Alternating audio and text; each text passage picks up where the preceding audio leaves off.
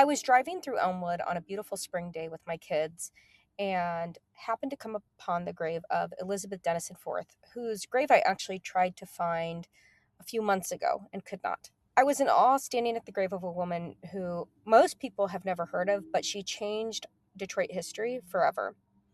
Elizabeth Denison Forth was born into slavery in 1786, and she grew up with her parents and five siblings on a farm in what is now Metro Detroit. Here's something most people don't know. A lot of people think there was no slavery in Michigan, but there was. When the courts ruled her family would remain enslaved, Elizabeth didn't wait. She escaped with one of her brothers to Canada, where a court ruling declared that freed slaves who established themselves there could not be returned to slavery upon coming back to the U.S. She used the law and she walked back into Detroit a free woman. She couldn't read or write, but she was brilliant. She worked as a domestic servant, she saved every penny, and she invested.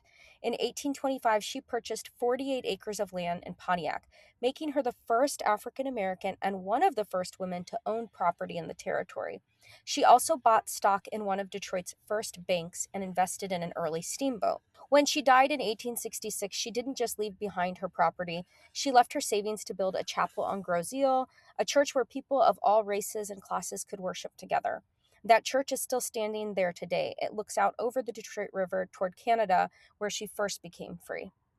She was born enslaved, she died a landowner, an investor, and a philanthropist, and she's buried right here. Her name is Elizabeth Denison Forth, and it's so important we remember her and say her name.